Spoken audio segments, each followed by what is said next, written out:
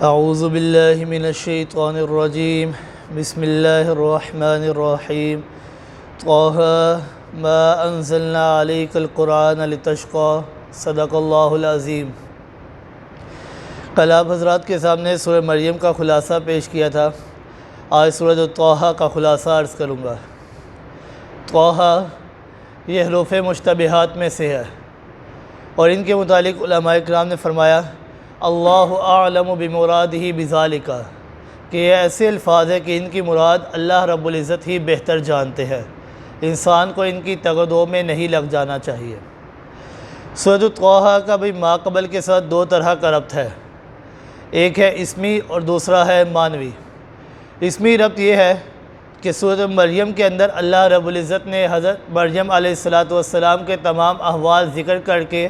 یہ ثابت کیا تھا کہ حضرت مریم علیہ السلام یہ متصرف فی الکل اور مختار فی الکل نہیں تھی اور نہ ہی وہ کارساز تھی۔ سورۃ طٰہ کی آیت نمبر 14 میں اللہ رب العزت نے فرمایا اننی انا اللہ لا الہ الا انا فاعبدنی، کہ اللہ کے علاوہ کوئی عبادت کے لائق نہیں ہے، اللہ کے علاوہ کوئی کارساز نہیں ہے، فاعبدنی، بس اسی کی عبادت کی جائے۔ یہ ہے اسمی ربط۔ معنوی ربط یہ ہے کہ مسئلہ توحید کے متعلق جتنے بھی شبہات تھے اللہ رب العزت نے سورۃ الکہف کے اندر اور سورہ مریم کے اندر ان شبہات کے جواب دے دیے۔ اب مسئلہ توحید بالکل واضح ہو گیا ہے، لہٰذا آپ نے مسئلہ توحید کی تبلیغ کرنی ہے، مسئلہ توحید کو بیان کرنا ہے، اور مسئلہ توحید کو بیان کرنے میں جو مشکلات آئیں گی، جو مصیبتیں آئیں گی، جو تکلیفیں آئیں گی، آپ نے ان کو برداشت کرنا ہے۔ جس حضرت موسیٰ علیہ السلام نے فرعون اور اس کی قوم کے سامنے مسئلہ توحید کو پیش کیا اور پھر ان کے اوپر مصیبتیں آئیں، مشکلات آئیں، تکلیفیں آئیں، انہوں نے برداشت کیا، آپ نے بھی اسی طرح ان کو برداشت کرنا ہے۔ یہ ہے معنوی ربط۔ اس صورت کے اندر اللہ رب العزت نے دو طرح کی آیات ذکر کی، ایک آیت توحید اور دوسری آیت تشجیع۔ آیت توحید سے مراد کہ اللہ رب العزت کے علاوہ کوئی ہستی عالم الغیب نہیں، اللہ کے علاوہ کوئی ہستی کارساز نہیں۔ اللہ رب العزت نے اس صورت کے اندر 5 آیت توحید ذکر کی۔ پہلی آیت اللہ رب العزت نے فرمایا آیت نمبر 4 تنزیلا ممن خلق الارض والسماوات العلی، کہ آپ نے مسئلہ توحید کو بیان کرنا ہے، اور مسئلہ توحید کو بیان کرنے میں جو مشکلات آئیں گی آپ نے اس کے اوپر صبر کرنا ہے، کیونکہ یہ حکم ایسے بادشاہ کا ہے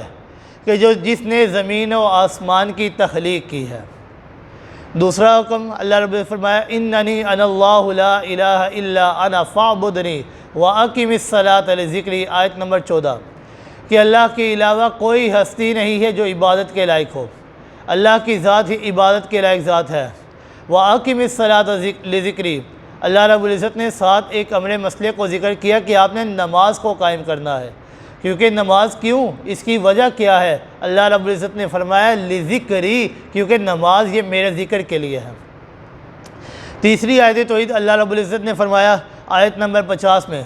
ربنا الذی اعطی کل شیء خلقہ ثم ہدی، کہ اللہ رب العزت نے انسان کو تخلیق کیا، پھر اللہ رب العزت نے اس کی روزی کے اسباب مہیا کر دیے، ہر چیز کو اللہ رب العزت نے انسان کے لیے پیدا کر دیا ہے، گویا کہ کارساز ذات صرف اللہ رب العزت کی ذات ہے۔ پھر چوتھی آیت توحید اللہ رب العزت نے فرمایا آیت نمبر 79 میں افلا یلون الا یرجع الیہم قولا ولا یملک لهم ضرا ولا نفعا، کہ یہ جو بچڑا جس کی آپ نے عبادت کی ہے یہ نفع نقصان کا مالک نہیں ہے۔ عبادت کے لائق ذات تو وہ ہے جو نفع نقصان کی مالک ہو، یہ بچڑا تو اپنے نفع نقصان کا مالک نہیں ہے، آپ کے نفع نقصان کا مالک کہاں سے ہوگا؟ پانچویں آیت توحید اللہ رب العزت نے فرمایا آیت نمبر 98 میں انما الہکم اللہ الذی لا الہ الا هو وسع کل شیء علما، کہ اللہ کے علاوہ کوئی عبادت کے لائق ذات نہیں ہے، اللہ رب العزت ہی عالم الغیب ہے، مختار فی الکل ہے، اور ہر قسم کا علم محیط اللہ رب العزت کو ہی حاصل ہے اور کسی کو بھی حاصل نہیں۔ اللہ رب العزت نے 5 آیتیں توحید ذکر کرنے کے بعد اس کا ثمرہ ذکر کیا آیت نمبر 114 میں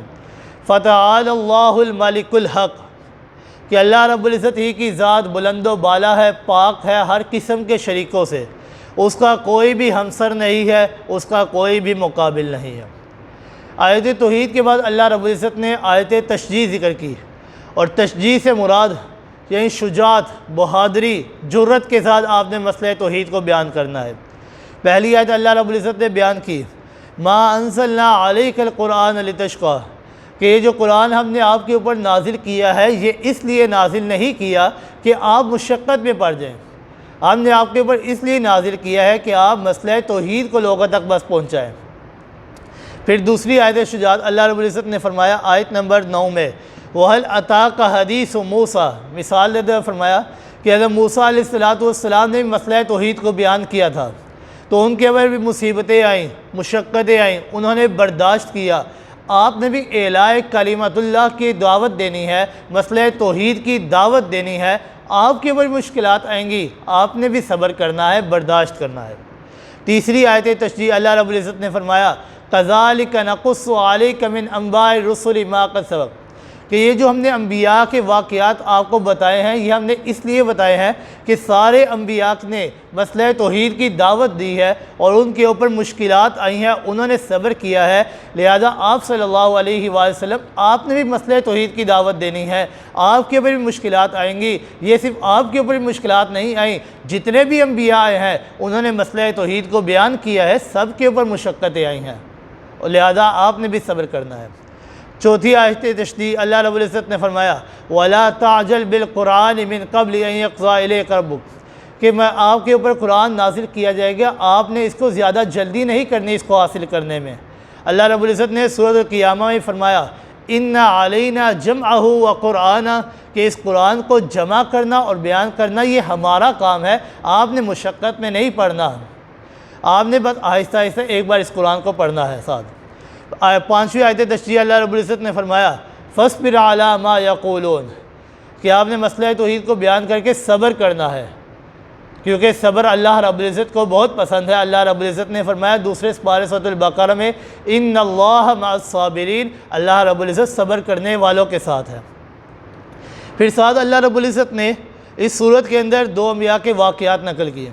ایک حضرت آدم علیہ السلام کا اور دوسرا حضرت موسیٰ علیہ السلام کا۔ حضرت موسیٰ علیہ السلام کے بارے میں اللہ رب العزت نے فرمایا کہ کس طرح اللہ رب العزت نے ان کی پرورش کی، فرعون کے ہی گھرانے میں اللہ رب العزت نے اس کی پرورش کی۔ حضرت موسیٰ علیہ السلام کا کوئلے کو زبان میں رکھ لینا، ان کی زبان میں لکنت کہا جانا اور اللہ رب العزت کا وظیفہ بتا دینا، رب اشرح لی صدری ویسر لی امری واحلل عقدۃ من لسانی یفقہوا قولی، کہ اے رب کائنات میری زبان کی گرہ کو کھول دے۔ پھر حضرت موسیٰ علیہ السلام کا وہاں سے چلا جانا، پھر حضرت موسیٰ علیہ السلام اور حضرت ہارون علیہ السلام کا اللہ رب العزت کا حکم دینا کہ آپ واپس جائیے فرعون کی طرف، کہ بے شک فرعون سرکش ہو گیا ہے۔ حضرت موسیٰ علیہ السلام کا واپس آنا اور آ کر جادو معجزات کا دکھانا، عصا کا دکھانا کہ وہ اژدہا بن گیا ہے، بہت بڑا سانپ بن گیا ہے، اور اپنا ید بیضا دکھانا کہ بغل میں ہاتھ کا رکھنا اور وہ اتنا چمکتا ہوا نکلا کہ چاند بھی اس کا مقابلہ نہ کر سکے۔ پھر اللہ رب العزت کا حضرت موسیٰ علیہ السلام کو حکم دینا کہ آپ اپنی قوم کو بنی اسرائیل کو راتوں رات لے کر نکل جائے۔ پھر اللہ رب العزت کا بنی اسرائیل اور حضرت موسیٰ علیہ السلام کو فرعون سے نجات دینا، فرعون کو غرق کر دینا۔ پھر حضرت موسیٰ علیہ السلام کو تورات دینے کے لیے کوہ طور پر بلانا، کوہ طور پر جانے کے بعد اللہ رب العزت کا یہ بتانا فرجع موسیٰ الی قومہ غضبان آسفا، کہ آپ یہاں پر تورات لینے کے لیے آئے ہیں اور پیچھے آپ کی قوم بچھڑے کی عبادت میں لگ گئی ہے۔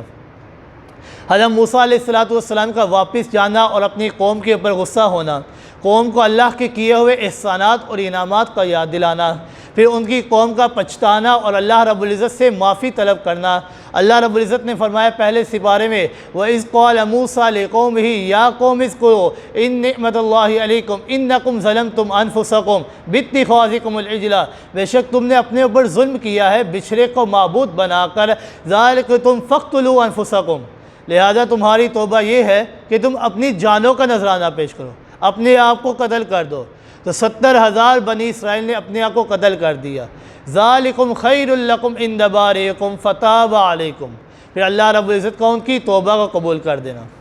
حضرت موسیٰ علیہ السلام کی قوم کے لیے تھا کہ انہوں نے اپنی جانوں کو پیش کیا، لیکن امت محمدیہ سے اللہ رب العزت اتنی محبت کرتے ہیں، اللہ رب العزت نے فرمایا یا ایھا الذین آمنوا توبوا الی اللہ توبۃ نصوحا، کہ آپ ایک بار سچی توبہ کر لیں، میں آپ کے سارے گناہوں کو معاف کر دوں گا۔ پھر حضرت آدم علیہ السلام کا واقعہ کو نقل کرنا کہ حضرت آدم علیہ السلام کو تخلیق کرنا، پھر حضرت فرشتوں کو کہنا کہ سجدہ کرے، وَإِذْ قُلْنَا لِلْمَلَائِكَةِ اسْجُدُوا لِآدَمَ فَسَجَدُوا إِلَّا إِبْلِيسَ أَبَىٰ، کہ ابلیس نے انکار کر دیا، پھر اللہ رب العزت نے اس کو مردود کر کے جنت سے نکال دیا۔ پھر حضرت آدم علیہ السلام کو کہا کہ شیطان کی بات نہیں سننی، وہ آپ کا دشمن ہے، آپ جنت میں رہے، آپ کو بھوک کی بھی فکر نہیں، آپ کو سائے کی بھی فکر نہیں، آپ کو کپڑوں کی بھی فکر نہیں، پیاس کی بھی فکر نہیں، آپ وہاں پر رہے۔ شیطان کا حضرت آدم علیہ السلام کو ورگلانا اور ان کا وہ درخت سے پھل کا کھا لینا اور ان کے کپڑے کا اتر جانا اور برہنہ ہو جانا اور پھر جنت کے پتوں کے ساتھ اپنے جسم کو ڈھانپنا، پھر اللہ رب العزت نے فرمایا قَالَ اهْبِطَا مِنْهَا جَمِيعًا بَعْضُكُمْ لِبَعْضٍ عَدُوٌّ، کہ آپ اور جنات ساروں کو اللہ رب العزت نے جنت سے نیچے اتار دیا، دنیا میں بھیج دیا۔ پھر اللہ رب العزت نے فرمایا فَإِمَّا يَأْتِيَنَّكُم مِّنِّي هُدًى، میں نے ہدایت کو بھیج دیا ہے، فَمَن تَبِعَ مِنِّي هُدَايَ فَلَا يَضِلُّ وَلَا يَشْقَىٰ، جو ہدایت کی پیروی کرے گا وہ کبھی گمراہ نہیں ہوگا، وَمَنْ أَعْرَضَ عَنْ ذِكْرِي فَإِنَّ لَهُ مَعِيشَةً ضَنكًا وَلَا ضَنكًا، کہ جو میرے ہدایت سے اعراض کرے گا تو اللہ رب العزت اس کو کل قیامت کے دن اندھا کر کے اٹھائیں گے، اور جب کل قیامت کے دن اندھا کر کے اٹھائیں گے تو کہے گا قال ربی لما حشرتنی اعمی وقد كنت بصیرا، کہ اے رب کائنات آپ نے مجھے اندھا کر کے کیوں اٹھایا ہے، حالانکہ میں تو دنیا میں دیکھنے والا تھا۔ تو اللہ رب العزت جواب دیں گے قال كذلك اتتك آیاتنا فنسیتها، کہ یہ تیرے ساتھ اس لیے ہوا ہے کہ تو نے دنیا میں میری نشانیوں کو بھلا دیا ہے، آج میں رب کائنات نے تجھے بلا دیا۔ پھر اللہ رب العزت نے دو واقعات نقل کرنے کے بعد آخری رکوع میں اللہ رب العزت نے دو نصیحت ذکر کی، وَلَا تَمُدَّنَّ عَيْنَيْكَ إِلَىٰ مَا مَتَّعْنَا بِهِ أَزْوَاجًا مِّنْهُمْ، کہ آپ کو مشرکین کا مال و دولت اور ان کا سرمایہ پریشان نہ کرے، آپ مسئلہ توحید کو بیان کرے، اور ساتھ ایک امر مسئلے کا ذکر کرنا وَأَمُرْ أَهْلَكَ بِالصَّلَاةِ وَاصْطَبِرْ عَلَيْهَا، کہ آپ نماز قائم کرے، صبح سے لے کر شام تک نماز ادا کرتے رہے اور اللہ کا ذکر کریں اور صبر کریں۔ گویا کہ یہ سورۃ طٰہٰ کا خلاصہ ہے۔ دعا ہے اللہ رب العزت سے عمل کرنے کی توفیق عطا فرمائے۔ وَمَا عَلَيْنَا إِلَّا الْبَلَاغُ۔